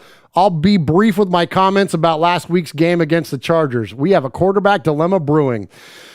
I'm still a DC4 fan and hated to see him hurt last week, but Marcus Mariota gave us a completely different look and was impressive. Assuming that DC is now out for the foreseeable future, if Mariota has a couple good games to close out the year, the QB position could be a talking point again throughout the preseason. Usually I don't like to pick on one player after a defeat, but this week I'm going to, and that player is AJ Cole. I know he wasn't the only reason but I'm venting after one incident in particular. I'm 54. I've had major surgery on my left knee, and I'm carrying some extra donut weight. And I'll tell you now, I'd have punted that kick more than 19 yards. 4 o'clock in the morning is not the time to be dealing with that kind of stuff. The ensuing field position led to another Chargers score. He also fumbled the snap on a long-range field goal. Admittedly, it was from about 65 yards, but it was still a chance to regain some momentum. Thanks, AJ. Great time to have a bad day. Elsewhere, I read that the M Resort in Henderson had announced a Raiders-themed restaurant, and it has been given the go-ahead for next year, and I've been fortunate enough to have a sneak peek of some of the menu ideas. Excuse me. Warning. Please be aware that these meals are all Raider related. They come with high expectation. You may find you get 3/4 of the way into your meal and things will go cold, and ultimately you'll be disappointed at the outcome. All right, here we go. Here's the Raiders menu according to this emailer who I believe is Paul. The Derek Carr steak, a strong steak that has improved its flavor over last year. The Marcus Mariota, an excellent second choice to the Derek Carr steak. It has a Hawaiian flavor. The Max Crosby Condor Wings. This is a 5-bird meal, including bits of a broken eagle, cardinal, raven, falcon, and seahawk. The Josh Jacobs. A little tough to break down, but it hits the spot and does the job. The Jonathan Abram chili. Very hot and has quite an impact. Will probably hit you when you least expect it. The Kwiatkowski burger, very reliable. Best meal of the year so far. The Rodney Hudson burger, same as the Kwiatkowski, but a lot bigger. The Darren Waller dessert, tall, elegant, and smooth. The Hunter Renfro dessert, not as tall, but and not as elegant, but damn, we're glad to have it on the menu. And the Henry Ruggs dessert, best to order this in advance as it goes real quick. We did have a Corey Littleton meal, but it's gone missing. Our fish menu this week consists of flattened, distraught dolphin. We also have some historical dishes. The Stabler steak. Tastes a bit like a snake. You won't be able to stop talking about it for years and to come, and you'll know it's the best meal you've ever had. The Spicy Villa Piano. It'll knock your head off. And the Bletnikoff Hayes Stickum Toffee Pudding. A little messy, but really sweet. The Coach Flores. An award-winning legendary Hispanic dish that comes served in a yellow jacket. Right on. We have had requests for an Antonio Brown chicken feet, but they were taken off the menu as they turned yellow and were never Raiders in the first place. We've also had a dessert named after Greg Papa, but we took it off the menu as it turned out to be bitter. And any tips will be gladly accepted by our coaching staff. We hope you've enjoyed your meal this evening. If you have, please call again. If you haven't, Domenico's Vegas will be opening soon. Finally, I'd like to give some respect to a few people because I'd like to give respect to Josh Jacobs and Darren Waller for their Pro Bowl selection. Amen. Much deserved, guys, and congratulations. However, what does Rodney Hudson have to do to be recognized by anybody outside the nation? Amen, dude. Like, complete oversight, constant oversight. Alec Ingold for his nomination for Walter Payton Man of the Year. Sweetness was an astonishing player and by all accounts, a huge influence off the field, and I loved watching him despite being with the Bears. Let's hope Alec Ingold wins a big prize. I believe Bland is the only Raider to have won it so far, and that was in 74. Yeah, that was back when it was called something else. It was called something different. It wasn't the Walter Payton version, but yes. And last but not least, huge thank you to all of you in the fan cave and your loved ones. Thanks for bringing sanity to our crazy world, fellas. Raiders and otherwise. Have a great Christmas and New Year, RFR family, and remember to stay safe. Love you, nation. Love you, Raider Nation. His Lordship, Paul Edgerton, Shropshire, Mississippi. Polly Award winner 2019, Foggy Glasses Award winner 2020, BRT Sizzler scorekeeper, proud made man, and five-time +1 winner of the BRT Sizzler Award. Paul! Paul! Paul! Paul! Paul! Paul! Paul! Paul! Paul! Paul! Paul! Paul! Paul! Paul! Paul! Claude! Claude! Claude! Paul? Paul! Paul! Paul! Paul! Paul, your name Paul? Hello? Paul? Hello? Paul? I met him with Paul. Who? Paul. Paul, yes, Paul. Paul's not here. Hey, Paul. Paul. Hi. I'm Paul. All right, there we go. There's Paul, and we appreciate Paul checking in on the emails, always closing that out. And we always start off our calls with a call from the Capo. Don't have one this week, but it is, of course, it being a Christmas week. Not sure what Capo's up to this week, but we will always miss him as he always kicks off this segment. But we will catch up with him next time and talk to him soon. But let's go ahead and let's hit a little break here, and then we'll jump into our calls. Hey, Raider Nation, I just want to say hello. This is Pastor Mondo of NationMinistry.net. You're listening to Raider Fan Radio with Uncle Mosh and my brother, Murph. Just win, baby.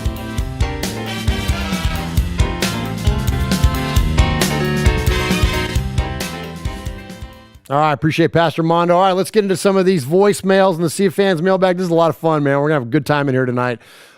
So last week we had a call from Silver Macho Savage. This was an apparent contender to Macho Man Raider Savage or Macho Raider Savage, who is Kiljadis, as we know, and who is so incredibly kind with his $100 donation, along with Jesse Perkins and his $200 donation. Amazing guys. Thank you so much. But so Kiljadis does Raider Macho Savage and has been the undisputed like wrestling impersonator caller of the show. And then now here comes this contender, this Raider Macho Savage Silver Macho Savage. And he's done good, man. I liked his call last week. Well, this is the second one. So that means next week, Silver Macho Savage will become a made man if he calls us one more time. But let's check in with edition number 2 from Raider Macho, or I keep calling him that. I'm going to mix them up. Silver Macho Savage. It's the most wonderful time of the year. This is Silver Macho Savage back with a special holiday greeting from Murph and Uncle Mosh and Swag Jeff, the entire Raider Nation. Yeah. And I need to start with an apology to the members of the cave. You see, last week when I brought it, it wasn't like the best of Rich Gannon, no. It was more like the worst of Matt McGloin, or maybe even Matt Flynn. Now, I'm not one to make excuses, although I can blame it on injuries. I did pull a muscle lifting a 200-pound dumbbell. Or I could blame it on COVID-19. Or on a lack of training camp. But I'm not one to make excuses. So I'll just say, it's on me. I take responsibility for that poor performance. You may have heard something like that before somewhere else. But I digress. Let me just say this. I have no beef with the Macho King. In fact, this Raider fan cave, and indeed the entire world, may just be big enough for the two of us to coexist. Yeah, maybe a meeting of the macho minds, yeah. But right now, you see, well, let me tell you, I'm on a mission, yeah. And the mission is both short-term and long-lived. You see, even though Silver Macho was already a champion in his own right, I have a mission. And that's to be a self-made man right here in the fan cave. Oh, yeah. Well, Raider Nation, Raider Fan Radio. And the future of this team may only be for 2 more games before we look ahead. But the fishing nets are coming out. That's right. Casting them out. Yeah, we're going to gather in those aqua and orange squishy fish who with that new design look more like drunken eels. And let me tell you, I have just one question for you as we go into Christmas. And as we look at all the pretty packages wrapped up under the tree, what you also see is that big black and silver shadow. Yeah. And so are you ready for the nightmare? Because the rate of madness is coming. Oh, yeah. So to all the good little girls and boys out there with their silver and black stockings hung by the chimney, just remember this. Silver Macho Savage has a wish, too. And that's to be a self-made macho man before the end of the year. Come on. Yeah. So just like the fact that our collective goal is to see the Raiders with a winning record, Silver Macho Savage has one goal in mind. To be a self-made macho man. So before I leave and head out of sight, let me just say a happy Christmas to all. And don't be uptight. Dig it! Oh! Dang! So good.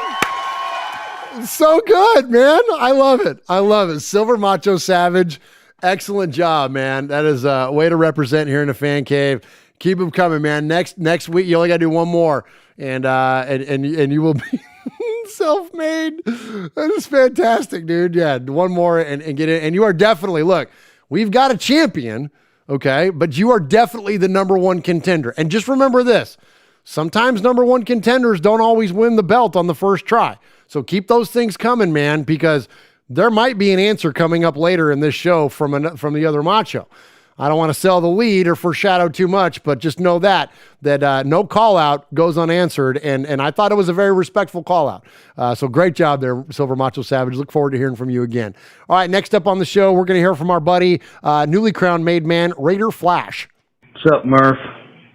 Uncle Mosh, Swag. This is Raider Flash. There ain't much I got to say.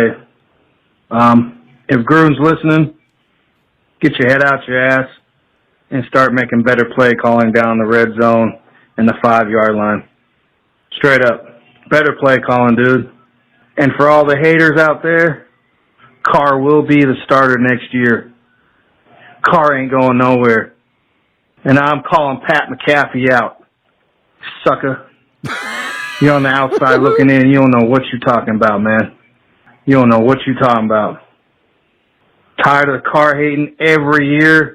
We go through this every year on the off season. Let's get these last 2 wins, man. Kick Miami's ass. And better play calling, Gruden. And I know the defense is trash, but next year we go all defense in the draft. That's my opinion. And I'm out. Raider Flash. Peace. One Nation. Love it. Love it, Raider Flash. Appreciate the phone call. Appreciate the message. And yeah, great stuff, man. I'm with you, man. Like, let's quit the Carr hating, man. He's had a good year. You know, Cody said something last week when he joined us on the show. Raider Cody, shout out Raider Cody. No free shout outs. You know, he looks forward to the day when we're not debating Derek Carr. I do too. And look at, and you know, and I was plenty vocal about Derek Carr this last offseason and being disappointed in a lot of the things that were going on around his gameplay and the game results and the wins and losses and blah, blah, blah, blah, blah. This year, he answered a lot of questions. You know, he checked a lot of those boxes that we've been saying. And so I don't think there's any controversy here. You know, it's kind of like move along, right? Like there's nothing to see there. So let's give Derek some grace because he answered the call on a lot of things this season. And I think we can all agree that defensively, like this year, despite, I know I get all the fumbles and I get the turnovers and I understand all that stuff, but let's all agree that the defense is the more glaring issue on why we've lost games this season. And all you got to do is turn around and look at last week when Derek Carr wasn't the quarterback and we still lost. And it was because we had a really poor defensive effort, especially late in the game. So, all right, next up, let's check in with our buddy, the Raider Critique. Uncle Mosh, Murph, Swag Jeff, it's the Raider Critique. Yeah, I'm calling again. Hopefully this time, I've actually got more of a point to get to than I've had the last couple calls that I've had with you guys.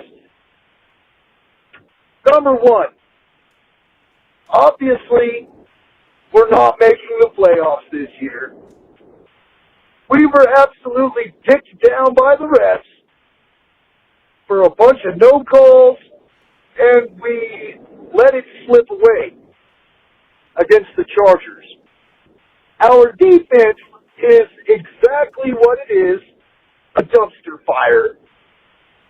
But we still had to replace the defensive coordinator because we're not going to get out of that losing culture unless we get out of that losing scheme, which on a short week, I know Marinelli couldn't really do anything with that, and he couldn't change anything up. But Raider Nation, and yes, I'm speaking to you, chat room, and hey, I want to go ahead and applaud you guys for having to deal with that riffraff in the chat room. With me also being a part of it, it's kind of like babysitting for you guys. But Marcus Mariota looked good. I really wish we could keep both quarterbacks. I know it's probably not going to be possible, but Marcus Mariota is exactly what we need in a backup to Derek Carr in case something goes down like what went down against the Chargers. Having a viable backup quarterback to come in and score points and not make many mistakes the way Mariota did. But it really does suck that we lost to the Chargers. I really don't foresee us going to the playoffs now. I think we have like a 5% chance now from all what the main talking heads are saying. It sucks. I agree. It sucks. Raider critique, man. Appreciate you. Very appreciate your passion, and appreciate your always constant support of what we do around here, Raiders Fan Radio and Murph's Fan Cave. All right, great call there. All right, let's see, who do we got next? We're gonna hit. Okay, here you go.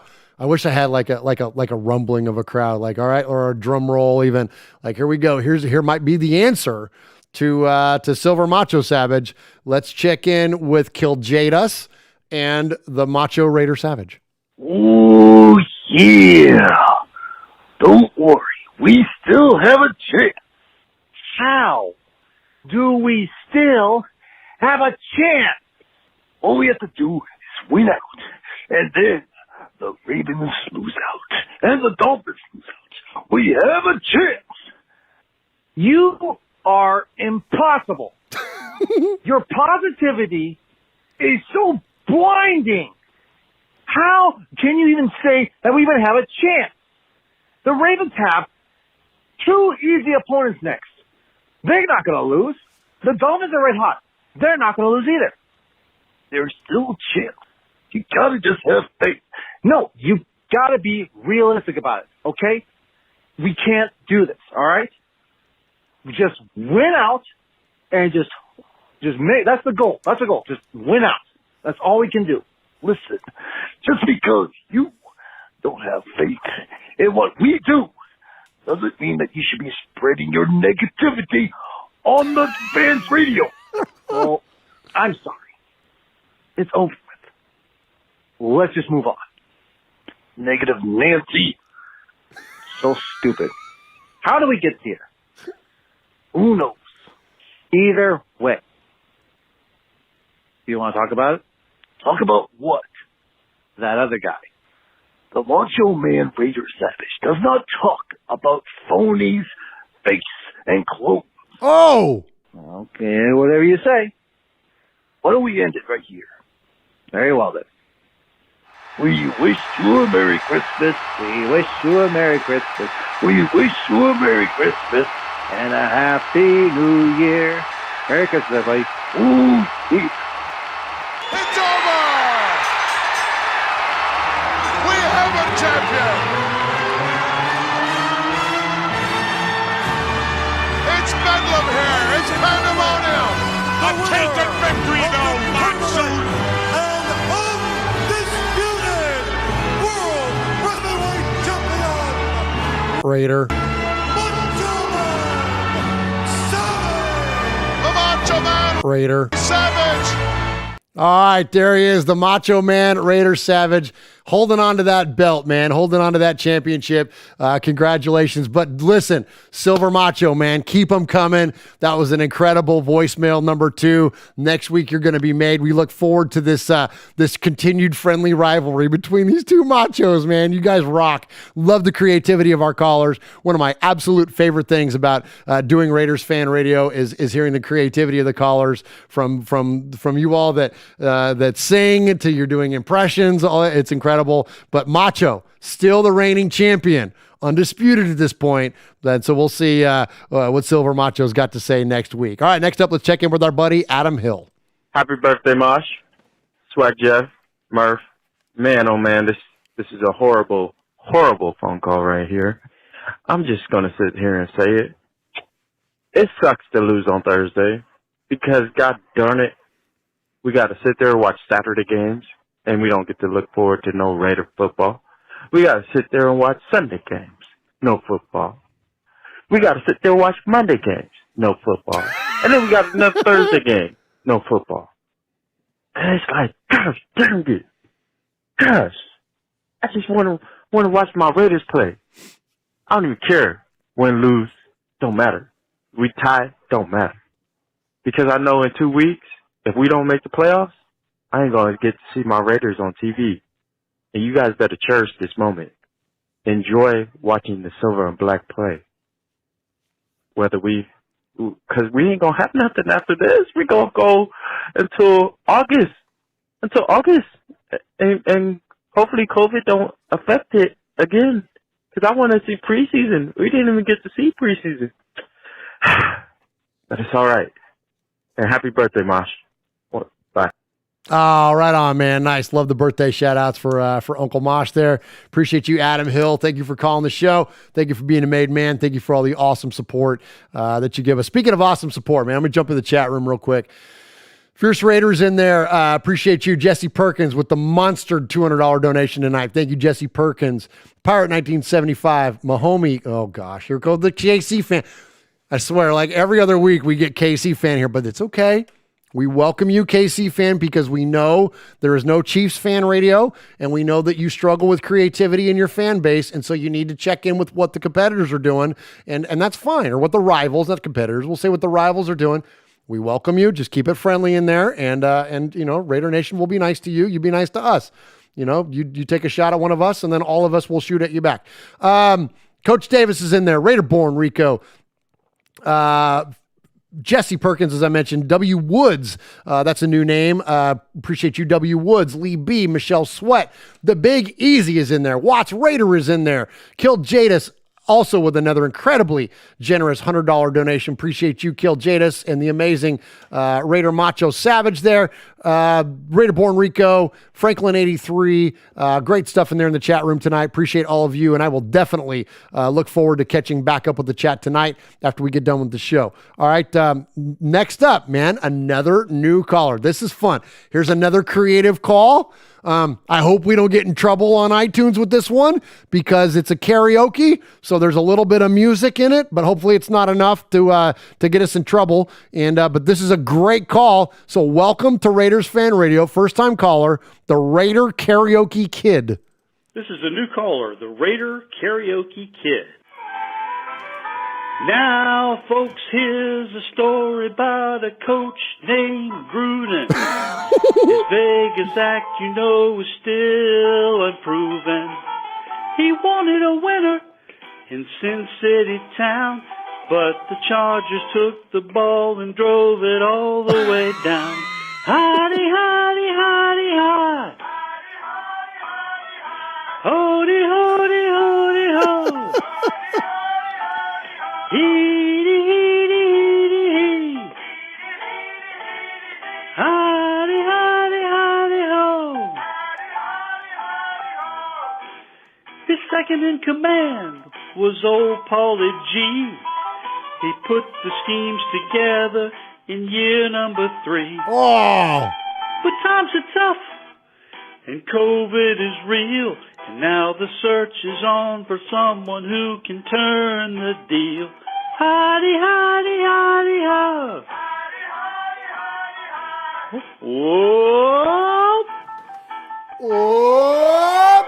Heedy, heedy, heedy, hee. Heedy, heedy, heedy, hee. Howdy, howdy, howdy, ho. Howdy, howdy, howdy, ho. The Raider offense was better rated.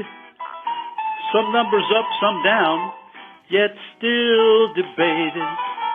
Waller and Jacobs, for them the season went far, but some fans still kept bitching about Derek Carr. Howdy, howdy, howdy, howdy, howdy, howdy, howdy. Howdy, howdy, howdy, howdy, howdy, howdy, howdy. Howdy, howdy, howdy, howdy, howdy, howdy, ho. Howdy, howdy, howdy, howdy, howdy, howdy, ho. Squiddly boo, squiddly boo, squiddly biddly biddly boo. Squiddly boo, squiddly boo, squiddly boodly boodly boo.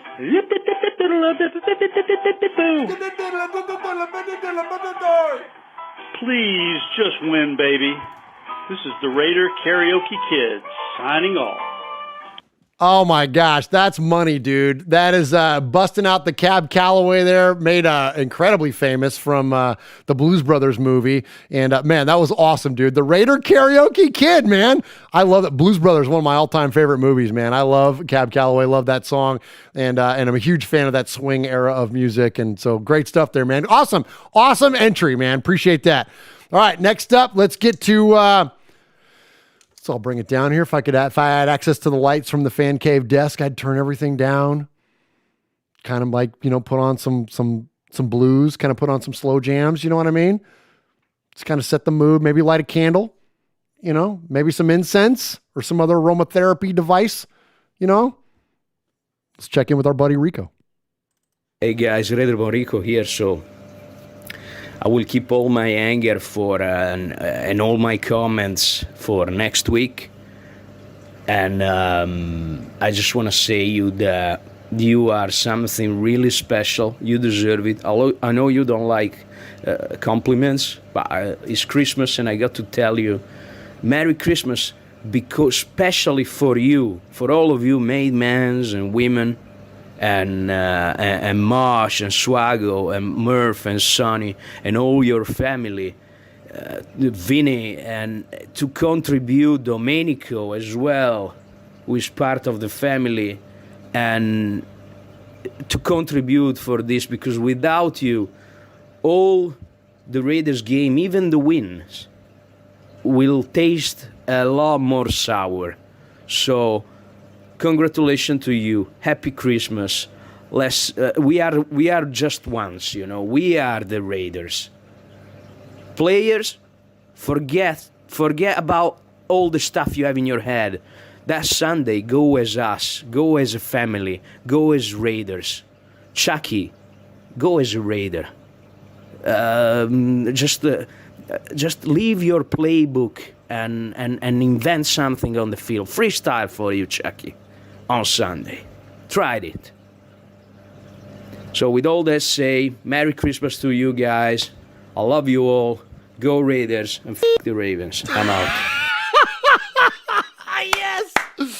And F the Ravens. Absolutely. F the Ravens. Tony Saragusa.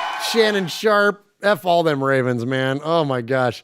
Oh man, the great call from Rico there. Appreciate you. And it is we don't self-gloss. And so thank you. And I think that's one of the reasons that with these amazing donations and things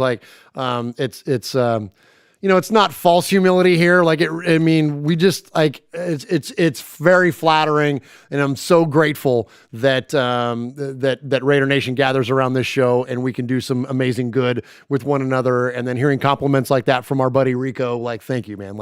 I can't tell you enough how much that means to us, and that's the reason that we do all this. That's the reason that despite all the freaking out I was doing earlier and all the crybaby stuff that I was doing earlier.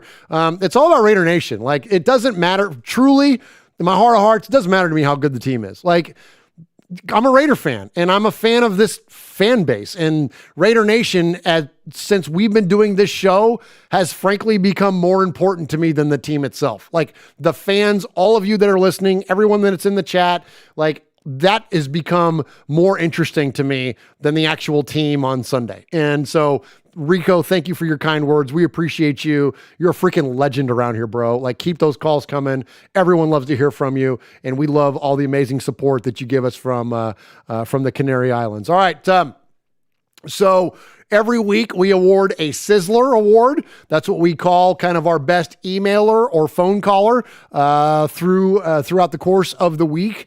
And so without Mosh being here, who calls it, it's Swag Jeff's turn. And without Swag being here, it lands on me. But I don't depend on me. I'm going to depend on the chat room. And so let me say this. Like, let me get, where's my sheet from? Oh, crap. I don't have my sheet from the emails earlier. Hang on. Let me find my sheet with all the emails on it so I can make sure I give everybody credit. Dang it, what did I do with it? So I'm gonna award a Sizzler. So this is the best email or phone call. We got emails from tonight. We got Pirate 1975. We had Craven, and then we had Paul, of course, legend around here in his own right, as on the emails with Paul. Thank you so much for your emails. On the voicemails, we had Silver Macho Savage. Excellent job on becoming the number one contender. We had Raider Flash. Thank you so much, Raider Flash. Appreciate you. Raider Critique. Raider Critique, such an awesome contributor for us in the chat room and otherwise. Thank you. We had Killed Jadus. Way to crush it with Macho Raider Savage and defending your title as the Macho champion around here. We had Adam Hill. Thank you so much, Adam Hill, for the voicemail tonight. Thank you, Rico. But tonight, I think the Sizzler has got to go to, because I can't keep an eye totally on the chat, but it was scrolling heavy during this call. Everyone loves Cab Calloway. Of course, an old school song from way back in the day, the original swing days, big band days, but again, got brought back into popularity back in the 70s because of the Blues Brothers, and Cab Calloway, an absolute legend. And I thought he did an amazing job representing that song and his Raider fandom. He is the Raider Karaoke Kid. Congratulations on your Sizzler Award.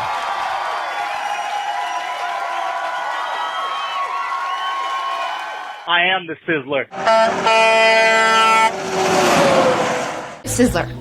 Sizzler. Sizzler. Sizzler. Sizzler. Sizzler.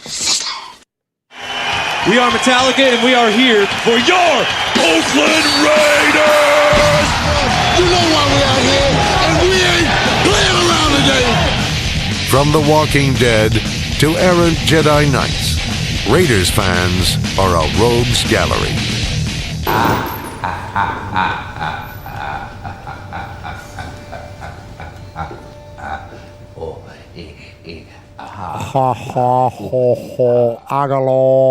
Agalo. There's only been a handful of folks that have ever come in here with their first call and pulled the Sizzler Award.